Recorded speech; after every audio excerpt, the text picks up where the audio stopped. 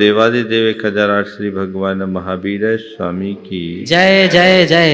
अहिंसा परमो धर्म की जय जय जय। परम पूज आचार्य गुरुवर श्री विद्यासागर जी महाराज की जय जय जय। परम पूज्य मुनि श्री प्रमाण सागर जी महाराज की जय जय जय।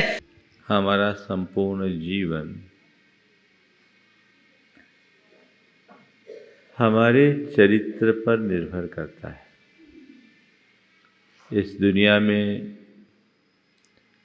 वे भी लोग हैं जिन्हें हम किसी संत या सत्पुरुष के रूप में सम्मान देते हैं, और दूसरी ओर वे लोग भी हैं जिन्हें हम दुष्ट, दुरात्मा अथवा दुर्जन के रूप में पहचानते हैं।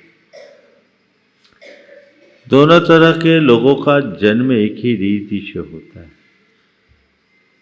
न तो किसी सज्जन के सिर पर तिलक लगा होता है, न ही किसी दुर्जन के माथे पे सींग हुआ होता है। सज्जनता और दुर्जनता व्यक्ति के जीवन शैली पर निर्भर करती है। व्यक्ति किस तरीके का जीवन जीता है।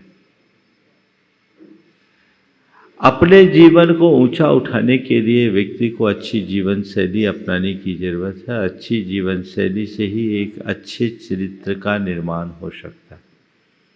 तो अच्छे चरित्र के साथ हम अपना जीवन कैसे जिएं, एक बहुत महत्वपूर्ण सवाल है। चरित्र हमारे जीवन की सबसे बड़ी संपदा है, और आज उससे ही संदर्भित कुछ बातें आप सबके समक्ष कहना चाहूँगा। बहुत अच्छा वाक्य है। जिन लोगों में चरित्र के निर्माण की शक्ति नहीं होती, उन्होंने अन्य दिशाओं से चाहे कितनी ही महत्ता प्राप्त कर ली हो, संसार उसकी कुछ परवाह नहीं करेगा। जिन लोगों में चरित्र के निर्माण की शक्ति नहीं होती, उन्होंने अन्य दिशाओं से चाहे कितनी ही महत्ता प्राप्त कर ली हो, संसार उनकी परवाह नहीं करेगा। एक और तुम्हारी सारी सांसारिक उपलब्धियां हैं, और दूसरी ओर तुम्हारा चरित्र। अगर चरित्र उज्ज्वल है तो अल्प उपलब्धियों में भी मनुष्य सबके आदर सम्मान का पात्र बनता है। और किसी का चरित्र खोटा हो तो बड़ी बड़ी उपलब्धियों से नवाजा जाने वाला व्यक्ति भी सबकी उपेक्षा, तिरस्कार और घृणा का पात्र बनता है।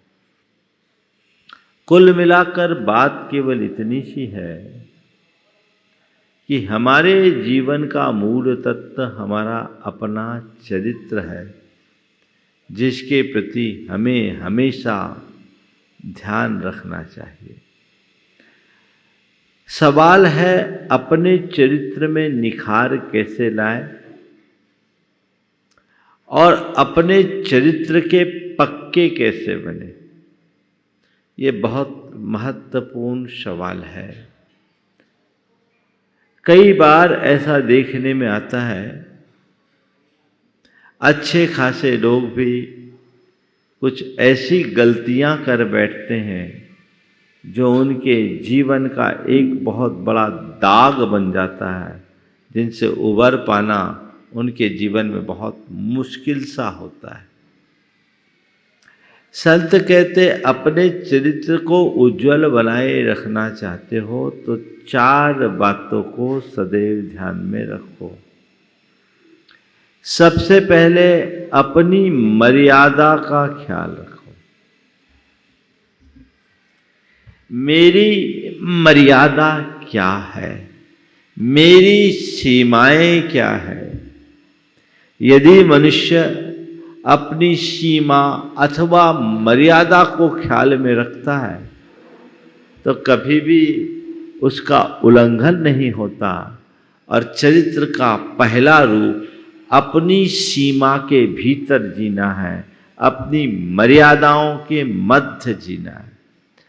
प्रायः लोग अपनी मर्यादाओं का ख्याल नहीं रखते, और जब मर्यादाओं का ख्याल नहीं करते तो कई बार ऐसा अकृत्य कर बैठते हैं जो उन्हें नहीं करना चाहिए। आप हर व्यक्ति से मैं कहता हूं, अपने जीवन की एक मर्यादा को समझो, जीवन की एक सीमा रेखा, एक बाउंड्री लाइन होनी चाहिए कि मुझे इससे बाहर कभी जाना ही नहीं है। वो मर्यादा कैसी? अपनी जाति की मर्यादा, अपने धर्म की मर्यादा, समाज की मर्यादा, कानून की मर्यादा, इनके भीतर रहो, कभी कुछ गड़बड़ नहीं होगा। हम तो इतना जानते हैं कि जो भी लक्ष्मण रेखा का उल्लंघन करते हैं उन्हें विपत्तियों में फंसना पड़ता है। मनुष्य को एक ऐसी रेखा खींच के रखनी चाहिए कि उससे बाहर मैं कतई जा ही नहीं सकता, मुझे जाना ही नहीं है, ये मेरे मर्यादा के बाहर है। तो उस व्यक्ति के जीवन में कतई स्खलन नहीं हो सकता, और ऐसे लोग ही चरित्रवान लोगों की श्रेणी में आते हैं। महाराजा छत्रसाल का नाम आप सब लोगों ने सुना होगा। मध्य प्रदेश में रीवा राज्य के वे अधिपति थे, राजा थे रीवा स्टेट के।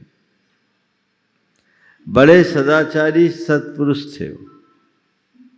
कहते एक बार एक युवती उनके पास आई और उसने उनसे कहा कि मैं आप जैसा रूपवान और प्रतापवान पुत्र चाहती हूँ, मैं आप जैसा रूपवान और प्रतापवान पुत्र चाहती हूँ। रीवा महाराज ने कहा, भगवान आपकी इच्छा पूरी करे। उस युवती ने कहा कि मेरी इच्छा की पूर्ति आपके सहयोग के बिना नहीं हो सकती। छत्रसाल जी ने कहा कि इसमें भला मैं क्या सहयोग दे सकता हूं। उस स्त्री ने सारी मर्यादा लज्जा का परित्याग करके कहा कि एक पुरुष के सहयोग के बिना कोई स्त्री किसी संतान को जन्म कैसे दे सकती है। मेरे पति इसमें असमर्थ है, अक्षम है, मैं आपसे प्रणय दान चाहती हूं। सोचा ये तो बिल्कुल उल्टी बात है, लेकिन एक पल का विलंब किए बिना तत्क्षण उस युवती के चरणों में गिर पड़े और प्रणाम करते हुए कहा, माँ यदि मुझ जैसे संतान की जरूरत है तो ले, आज से मैं तेरा पुत्र हूं। यह है चरित्र। जिसे अपनी मर्यादा का भान होता है उसका चरित्र निर्मल होता है, और जिसके मर्यादा का ख्याल नहीं होता उसके चरित्र का ठिकाना नहीं होता। तो पहली बात, अपनी मर्यादा का ख्याल रखिए। मेरी सीमाएं क्या है इसका ध्यान रखिए, तो जीवन में कभी कोई अकार्य नहीं होगा। दूसरी बात, स्वरूप का बोध रखिए। अपने स्वरूप का बोध, ख्याल होना चाहिए कि मैं कौन हूं, मेरी भूमिका क्या है, मैं कर क्या रहा हूं, मेरा स्वरूप क्या है। ऐसे स्वरूप का बोध, स्वरूप बोध हो तो कभी अकार्य नहीं हो सकता। मेरा स्वरूप क्या है, मैं आपसे पूछता हूं। किसी सभ्य व्यक्ति से कोई अपराध करने के लिए कहा जाए तो क्या वो तैयार हो जाएगा? हाँ? क्यों? क्योंकि उसे पता है मैं कौन हूँ, मेरा बैकग्राउंड क्या है, मेरे साथ मेरा परिवार है, मेरी बदनामी होगी, मेरी छवि मलिन होगी, ये मेरे अनुकूल नहीं है, इसलिए ये कार्य मुझे नहीं करना। लेकिन जिनको इन बातों का ख्याल नहीं होगा वो क्या करेगा? चलो कर लो। इसी प्रकार जिस व्यक्ति को अपने आत्मछवि का स्मरण होता है, अपने स्वरूप का बोध होता है, वह व्यक्ति कभी अकार्य कर ही नहीं सकता। अपनी भीतरी स्वरूप को ध्यान में रखो और अपने बाहरी स्वरूप का भी भान रखो। मेरे भीतर में एक शुद्ध पवित्र आत्मा हूं और उस पवित्र आत्मा के विरुद्ध कुछ भी कार्य करना अपनी चेतना को मलिन बनाना है, जो मुझ जैसे आत्महितेच्छु के लिए कतई उचित नहीं है। ये स्वरूप बोध मुझे संयम निष्ठ बनाएगा। और स्वरूप को भूल जाओ तो फिर क्या होगा? स्वरूप बिगड़ेगा तो विद्रूप होगा, और क्या होगा? अपने चित्त स्वरूप को याद रखो। अब मैं चैतन्य स्वरूप हूं, मुझे वही अपनाना है और वही मेरे योग्य है। ऐसे स्वरूप का बोध जिन्हें होता है वो गड़बड़ाते नहीं। साथ ही बाहरी स्वरूप का भी बोध रखें। जैसे आज मुझे हर पल जहाँ मेरी आत्मा का ख्याल रहता है वहीं मैं मुनि हूँ, इस बात का भी बोध रहता है। श्रमणो हम, मैं श्रमण हूँ, मैं मुनि हूँ, तो मुझे मेरे मुनि पद की गरिमा के अनुरूप जीना है। ऐसा कोई कार्य नहीं करना जो मेरी मुनि पद की गरिमा के विरुद्ध हो। मेरा यह स्वरूप बोध मुझे मेरे मार्ग में टिकाने में मददगार होता है, बल्कि यही स्वरूप बोध मुझे मेरे मार्ग में टिकाता है। अगर मैं भूल जाऊं तो क्या होगा? गड़बड़ होगा। एक बार की बात, एक व्यक्ति ने मुनियों पर कुछ अभद्र टिप्पणी कर दी। एक ब्रह्मचारी वहां था। उस टिप्पणी को सुनकर उसे बहुत जोर का गुस्सा आया, लेकिन उसने आकर के कहा कि महाराज जी, मुझे इतना जोर से गुस्सा आया कि उसे 2, 4, 10 छापड़ मार दूं, पर तभी मेरे सफेद ड्रेस का मुझे ख्याल आ गया तो मैंने अपने आप को वश में कर लिया। ये जो ड्रेस है मेरी, वो उस ड्रेस के लायक नहीं है। क्या हुआ? स्वरूप बोध तुम्हारे आवेग को नियंत्रित करने में सहायक बना कि नहीं बना? हाँ? अपनी पोजीशन को देखो। संयम का पाठ इससे मिलेगा। इससे तुम्हारा चरित्र निखरेगा। आपको भी ये सोचना है, मैं एक जैन हूं, मैं एक गुरु भक्त हूं, मैं समाज की अग्रिम पंक्ति में स्थान बनाने वाला व्यक्ति हूँ, मैं एक भावभीरू श्रावक हूँ, मैं एक परिवार का प्रमुख हूँ, मेरे पीछे की एक बहुत बड़ी संतति है, मेरा बैकग्राउंड ऐसा है, तो मुझे चाहिए कि मैं अपनी इस पृष्ठभूमि के अनुरूप ही जीऊं, ऐसा कुछ ना करूं कि मेरे पीछे के लोगों को परेशान होना पड़े। होता है? तो क्या बोला? सबसे पहली बात क्या कही? अपने आप को, अपनी चरित्र को ठीक बनाए रखना चाहते हो तो मर्यादा का बोध रखो। दूसरे चरण में स्वरूप का बोध रखो। तीसरे चरण में पाप भीरु बनो। पाप का डर। मेरी प्रत्येक अच्छी बुरी प्रवृत्ति का परिणाम मेरी चेतना से जुड़ता है। अच्छे का परिणाम अच्छा और बुरे का परिणाम बुरा। हर मनुष्य को अपने कृतकर्मों का फल भोगना पड़ता है। आज जो मैं करूंगा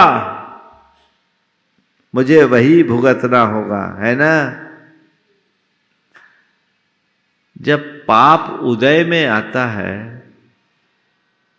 तब मन में आता है, हे भगवान, ये कौन सा पाप मेरा पीछा कर रहा है?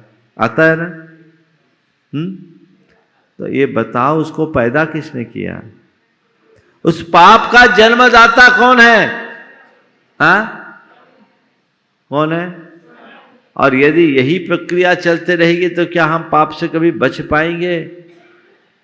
संत कहते तुम्हारे हृदय में पाप का डर होना चाहिए, आप पाप के फल से डरते हो। संत कहते पाप की क्रिया से डरो। अगर हृदय में पाप का डर होगा तो पाप के परिणाम को सामने रखते हुए पाप की क्रिया करने से कपकपी होगी। मैं आपसे पूछता हूं, आपको कोई कहे कि कोई संगीन अपराध कर दो, कर लोगे क्या? हाँ, क्यों नहीं करोगे?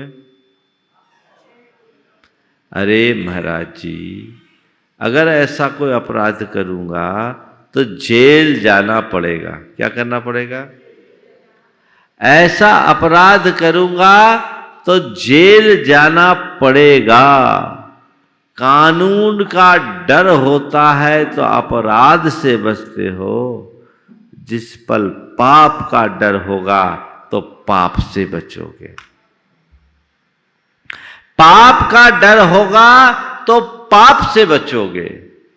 तो पाप से डरिए। अपराध से तो फिर भी कदाचित डर जाते हो। हालांकि कुछ पेशेवर अपराधी ऐसे होते हैं जिनको अपराध से भी कोई डर नहीं होता। मैं एक जगह जेल में प्रवचन देने के लिए गया। बड़े बड़े सेंट्रल जेलों में गया, वो जिला का जेल था। वहाँ जब गया तो करीब 300 वहाँ अपराधी थे और उसमें प्राय जितने थे वो विचाराधीन थे, सजा याफ्ता कम थे। जब मैं वहाँ गया, जेलर बहुत जुड़े हुए थे, वो ही आग्रह करके ले गए तो देखा, मुझे लगा कि मैं सही जगह नहीं आया, क्योंकि उनमें किसी में गंभीरता नहीं दिखी। सब बैठे थे, बिठा दिया था तो बैठे थे, पर उनके हाव भाव से कुछ नहीं लगा। जबकि जेलों में मैंने कई बार प्रवचन किए और देखा तो उनकी आंखों में आंसू रहते थे, बहुत भावना से सुनते थे। मैंने वहाँ के जेलर यादव जी थे, उनसे बोला, यादव जी कहाँ ले आए?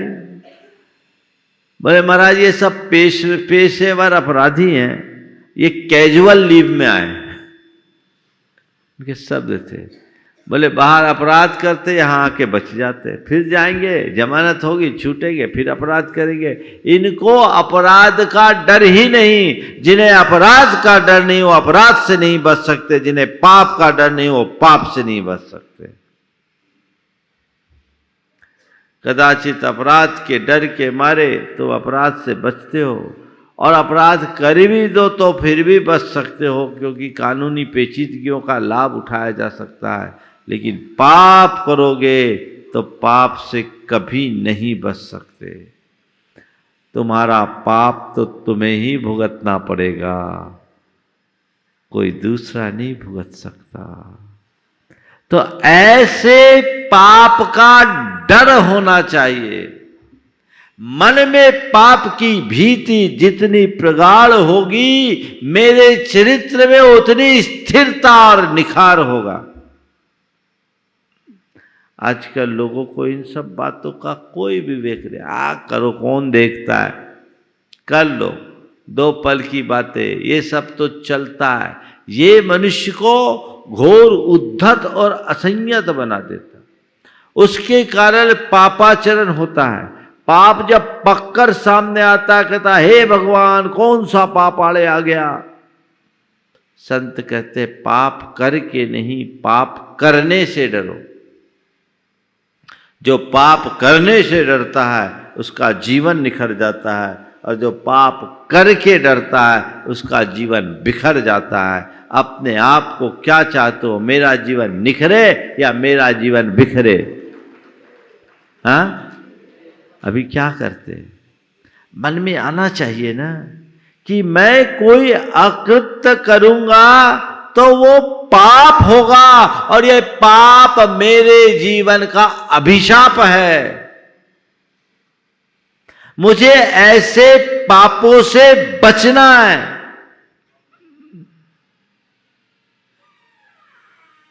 तो पाप का डर जीवन को बेहतर बनाने का श्रेष्ठ आधार है। वो जीवन में घटना चाहिए। और चौथी बात, अपने चरित्र को निखारने के लिए संस्कारों के प्रति प्रतिबद्धता, संस्कारों की रक्षा। प्रायः लोग आजकल अपने संस्कारों की उपेक्षा करने लगे हैं।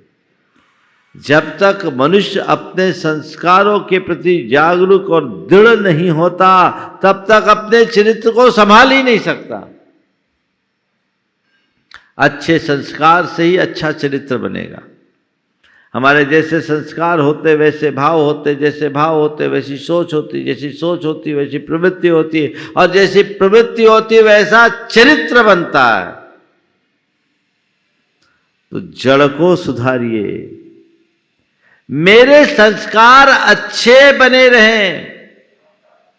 आप जैसे वातावरण में रहोगे, जैसे लोगों के साथ उठोगे बैठोगे, आपके ऊपर उनके संस्कार जमेंगे। जैसे संस्कार जमेंगे वैसी भाव दशा बनेगी, जैसी भाव दशा होगी वैसी सोच होगी, जैसी सोच होगी वैसी प्रवृत्ति होगी, और फिर जैसी प्रवृत्ति होगी वैसा ही चरित्र हो जाएगा। इसलिए अच्छों का साथ रखो, जिससे तुम्हें अच्छी प्रेरणा मिले, जिससे तुम्हें अच्छी बातें जानने को मिले, जिससे भी तुम्हें अच्छी बातें सीखने का अवसर मिले। उनसे कुछ वार्ता न भी हो, उनके मध्य रहते रहते तुम्हारा उत्साह बढ़ता है। तो मेरे संस्कार जिनसे संभले, मुझे उनका साथ रखना है। जिनसे मेरे संस्कार बिगड़ते हैं, मुझे उनसे बच के रहना है। संस्कार प्रबल हो तो व्यक्ति कभी बिगड़ता नहीं, कदाचित बिगड़ भी जाए तो जैसे ही संस्कार उभरते वापस संभल जाता है। एक युवक कॉलेज में गया, पिता ने बहुत अच्छे संस्कार दिए। अब थोड़ी दोस्ती बढ़ी, पिता बड़े उदार थे। एक दिन बेटे ने अपने दोस्तों के साथ नाइट शो जाने का, पिक्चर देखने के लिए पिता से अनुमति मांगी।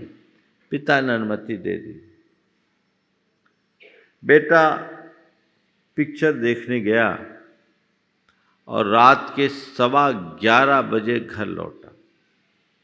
घर में पिता और पुत्र के अलावा और कोई था भी नहीं।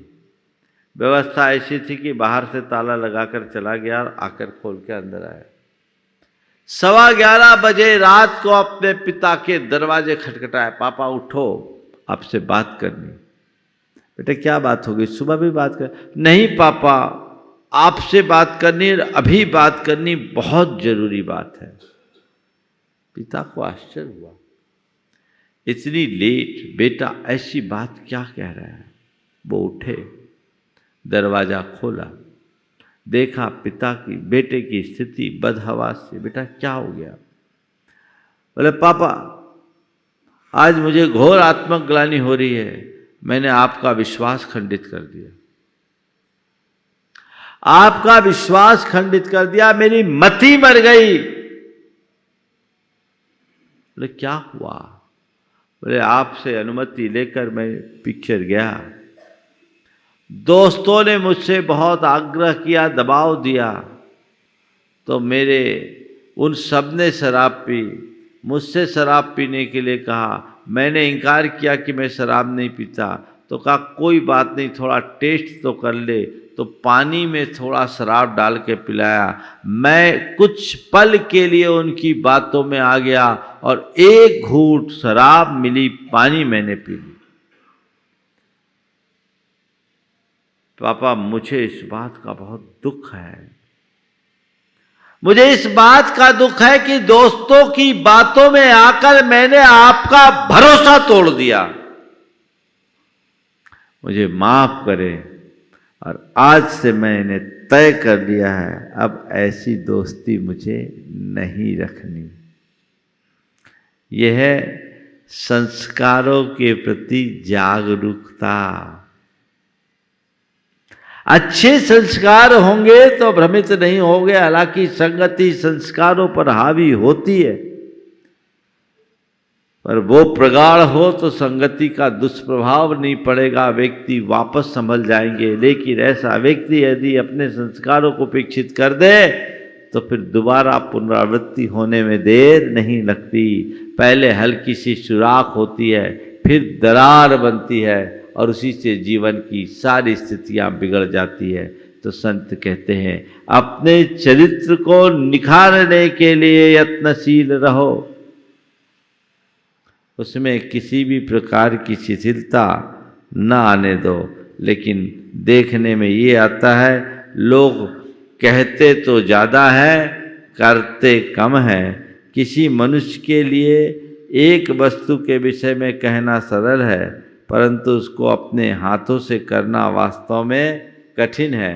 हम लोग कह देते हैं, करते नहीं हैं। संत कहते हैं कहो मत करो, कर डालो। अगर मुझे धर्म मार्ग में आगे बढ़ना है, अपने चरित्र को आगे बढ़ाना है, तो हमें कहने की बात करनी चाहिए, कहने की नहीं करने की बात करनी चाहिए। और वह सब तब होगा जब मेरे भीतर का चरित्र बल मजबूत होगा। अपने चरित्र बल को सुदृढ़ बनाए रखने के लिए हमें कहने की जगह करने की दशा में चलना चाहिए। एक बहुत अच्छा वाक्य है, किसी आदमी की आकृति से ही घृणा नहीं करनी चाहिए। किसी आदमी की आकृति से ही घृणा नहीं करनी चाहिए, क्योंकि ऐसे भी आदमी हैं जो भरी गाड़ी में धुरी की कील के समान है। आजकल क्या करते हैं लोग, आदमी के बाहरी टिपटॉप को महत्व देते हैं। संत कहते नहीं, ऊपर के टिपटॉप को मत देखो, आदमी के अंदर के व्यक्तित्व को देखो। कितना सुंदर उदाहरण दिया।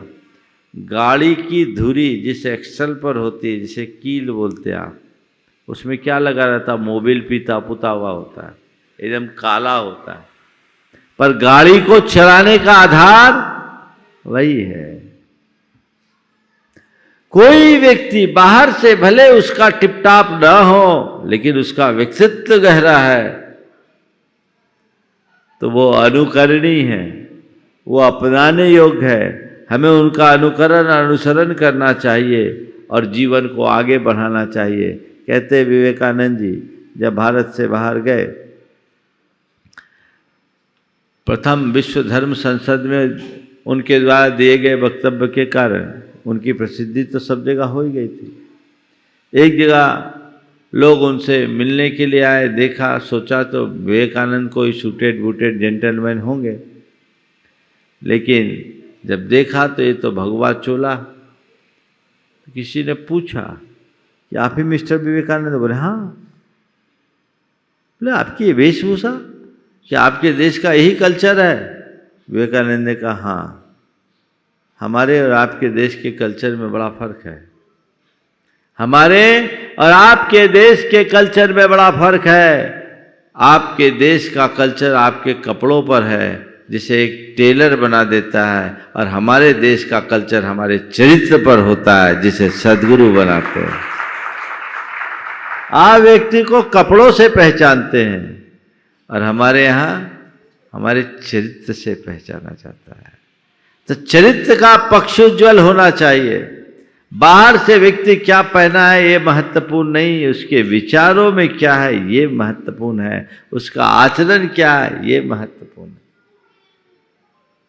एक व्यक्ति अपने एक धनी मित्र से मिलने के लिए गया, बहुत दिन बाद गया, बचपन का मित्र था। तो उसने कहा एक काम करो, आज मुझे कुछ जगह जाना है, तुम भी मेरे साथ चले जाओ। धनी मित्र नेता भी था, और चलो चलते साथ में। तो बोले भैया चलते, ठीक है। जब चलने लगा तो देखा कि पहली जगह जहाँ गया तो उसके मित्र को तो कोई देखे नहीं, और जो नेता था उसके आगे पीछे हो।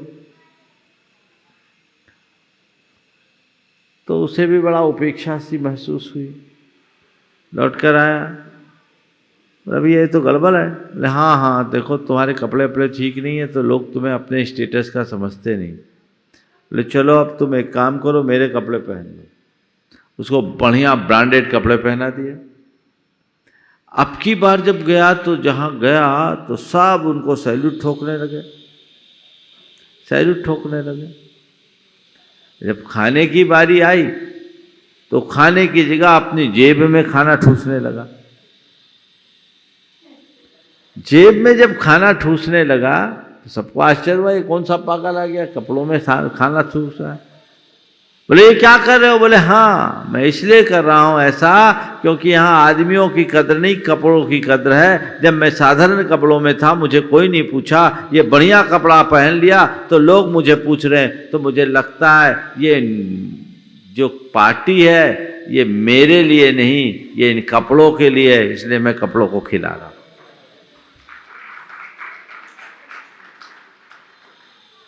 बात केवल इतनी सी है जो समझने की है। ऐसा जो समझते हैं वे अपने जीवन को आगे बढ़ाते हैं। ऐसे कार्यों के करने में जुट जाओ जो प्रसन्नता बढ़ाते हैं। चाहे तुम्हें ऐसा करने में अनेक कठोर दुखों की पीड़ा उठाने पड़े, अपने हृदय को कड़ा करो और अंत तक दृढ़ रहो।